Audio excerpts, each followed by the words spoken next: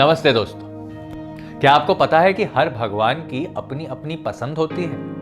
उनके पसंदीदा भोग उनकी कहानियों में छुपे होते हैं। ये कहानियां न सिर्फ हमें उनके करीब ले जाती हैं, बल्कि ये भी बताती हैं कि हमारे त्योहारों और परंपराओं में इतना स्वाद और मिठास क्यों है। तो चलिए आज तथ्य कथा में एक बार फिर इन कहानियों के जादुई संसार में कदम रखते हैं और जानने की कोशिश करते हैं कि हमारे देवताओं की थाली में क्या क्या है।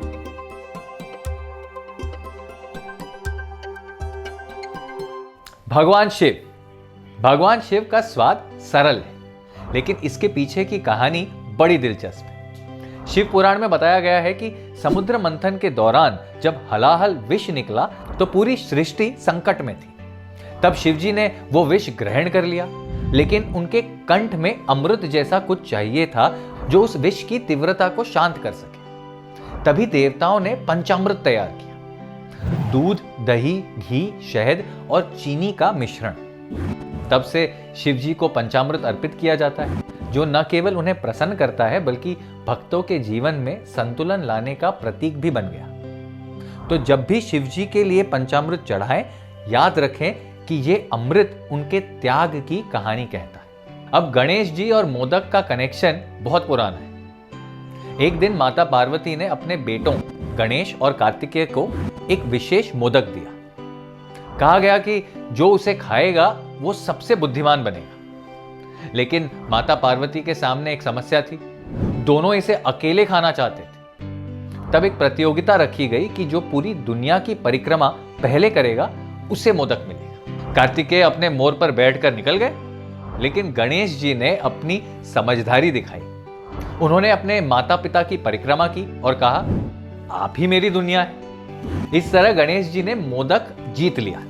आज भी गणेश जी की पूजा मोदक के बिना अधूरी मानी जाती है। ये कहानी हमें सिखाती है कि असली दुनिया हमारे परिवार में बसती है। मां लक्ष्मी को चावल से बने व्यंजन खास तौर पर पसंद है, लेकिन इसके पीछे की कहानी क्या है?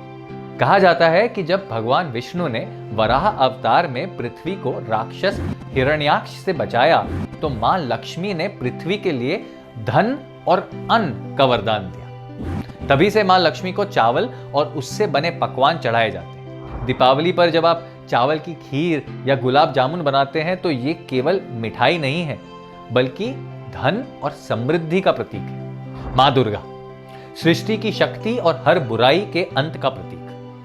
9 दिनों तक अलग अलग भोग से पूजा जाता है। इन भोगों के पीछे अद्भुत कथाएं छिपी।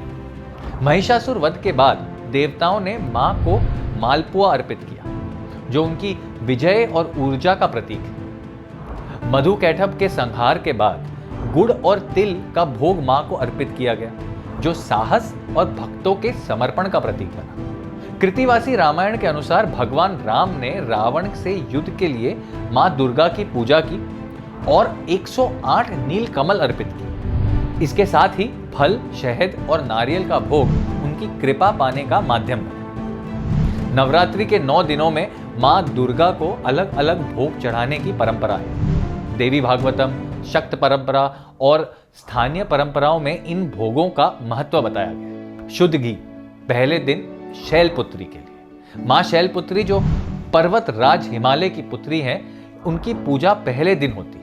उन्हें शुद्ध घी का भोग चढ़ाया जाता है। घी ऊर्जा और शक्ति का प्रतीक है। इसे अर्पित करने से भक्तों को जीवन में स्थिरता और स्वास्थ्य का वरदान मिलता है। दूसरे दिन ब्रह्मचारिणी माता। मां ब्रह्मचारिणी जो तप और साधना की देवी हैं, उनको शक्कर का भोग अर्पित किया जाता है। यह भोग जीवन में मिठास और समृद्धि लाने का प्रतीक है। तीसरे दिन चंद्रघंटा माता।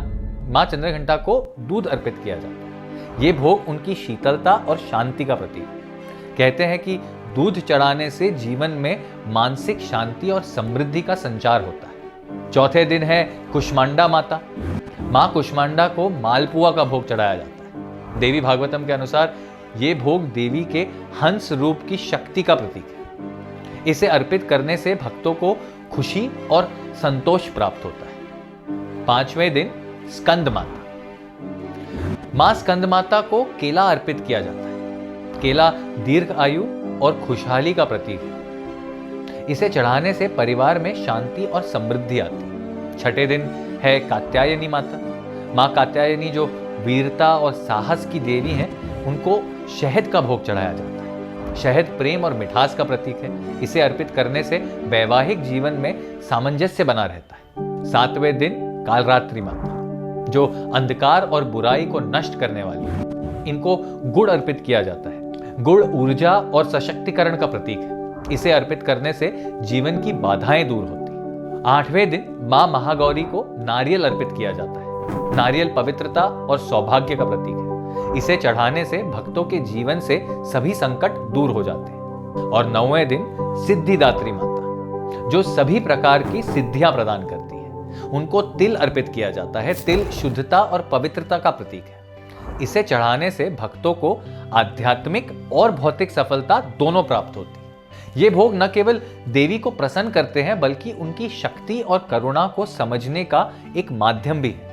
इन 9 भोगों के माध्यम से मां दुर्गा अपने भक्तों के जीवन के हर क्षेत्र में सफलता और शांति का आशीर्वाद देती है। अब कृष्ण भगवान के बिना माखन का जिक्र तो अधूरा है, लेकिन 56 भोग का क्या रहस्य है? भागवत पुराण में एक अद्भुत कहानी मिलती है।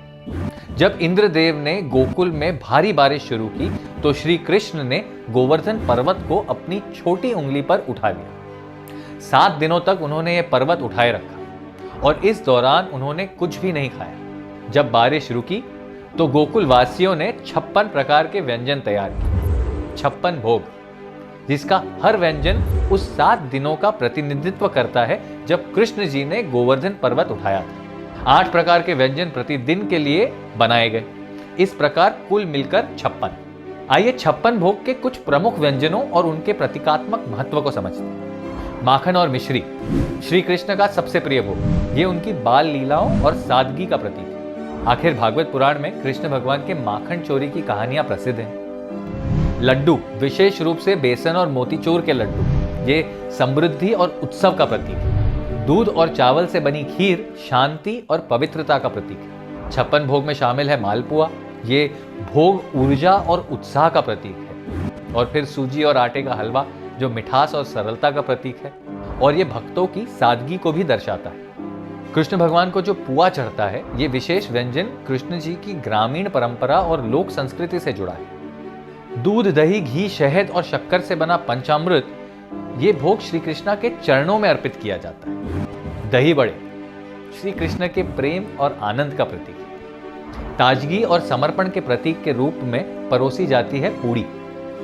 और आमरस के बिना कौन सा 56 भोग पूरा होता है? भगवान के प्रति श्रद्धा का प्रतीक। आम को फलों का राजा कहा जाता है, जो कृष्ण के प्रेम को दर्शाता है। और उसके साथ थोड़ा नींबू का अचार, जो ताजगी और विविधता का प्रतीक है। और फिर चना और चने की दाल, जो साधारणता और ऊर्जा के प्रतीक है।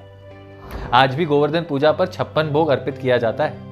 ये भगवान के प्रति गोकुल वासियों की भक्ति, प्रेम और समर्पण का जीता जागता प्रतीक है। अब मां सरस्वती ज्ञान की देवी है, ये हम सब जानते हैं। और उनके भोग की एक खास बात है, ये बेहद साधारण होता है। भविष्य पुराण में बताया गया है कि मां सरस्वती को खिचड़ी और बूंदी चढ़ाने से भक्तों को उनकी कृपा प्राप्त होती है। खिचड़ी का ये भोग हमें सिखाता है कि ज्ञान और सादगी साथ साथ चलते हैं। मां सरस्वती को भोग लगाकर इसे साझा करना एक परंपरा है, जो ज्ञान के प्रसार का प्रतीक है। इसी तरह हनुमान जी को चने और गुड़ चढ़ाने की परंपरा है। कहा जाता है कि जब माता सीता ने उन्हें अशोक वाटिका में अपनी अंगूठी दी, तो लौटते समय उन्होंने भूख से परेशान होकर चने और गुड़ खाए। ये भोग उनकी ताकत का प्रतीक है। हनुमान जी को यह प्रसाद चढ़ाने से भक्तों को भी ऊर्जा और साहस प्राप्त होती है। शनि देव, जो न्याय के देवता हैं, उन्हें काले तिल और काले उड़द चढ़ाने का विधान है। इसकी कहानी बहुत गहरी है। एक बार शनिदेव ने अपनी दृष्टि से राजा दशरथ को कठिन समय में डाला, लेकिन दशरथ ने काले तिल और सरसों के तेल से यज्ञ किया, जिससे शनिदेव शांत हुए। तभी से ये भोग शनिदेव को अर्पित किया जाता है। काले तिल और काले उड़द दाल का शनिदेव की पूजा में उपयोग उनके प्रतीकात्मक अर्थ और पौराणिक मान्यताओं से जुड़ा हुआ है। ये शनिदेव की कृपा प्राप्त करने और उनके दुष्प्रभावों को दूर करने का एक महत्वपूर्ण तरीका माना जाता है। शनि पुराण और अन्य धार्मिक ग्रंथों में इसका उल्लेख होने के कारण इसका महत्व विशेष रूप से बढ़ गया है। और शनिदेव के पिता सूर्यदेव, इनको गुड़ और गेहूं से बने पकवान चढ़ाए जाते हैं। ये भोग उनकी ऊर्जा और जीवनदायिनी शक्ति का प्रतीक है। आदित्य हृदय स्तोत्र में लिखा है कि सूर्य देव को अर्पित भोग हमारे जीवन में सकारात्मकता और स्वास्थ्य लाते हैं। इसके साथ साथ नवग्रहों के लिए भी खास भोग की परंपरा बेहद अनोखी है। चंद्रमा के लिए चावल, मंगल के लिए लाल मसूर, बुध के लिए मूंग और राहु केतु के लिए काले तिल का भोग चढ़ाया जाता है। ये परंपरा हमारे ग्रहों की शक्ति और उनके प्रभाव को संतुलित करने का तरीका है। तो दोस्तों, ये थी कहानियां हमारे देवताओं और उनके पसंदीदा भोगों की। अगर आपके घर में कोई विशेष भोग चढ़ते हैं परंपरा अनुसार या परिवार की कुछ मान्यताओं अनुसार, तो कमेंट्स में जरूर बताएं। जब भी आप पूजा करें, इन कहानियों को याद रखें। ये सिर्फ भोग नहीं है, बल्कि हमारी संस्कृति और परंपराओं का स्वाद भी है। अगर आपको ये वीडियो पसंद आया हो तो लाइक, शेयर और सब्सक्राइब जरूर करें। फिर मिलेंगे एक और दिलचस्प विषय के साथ। नमस्ते।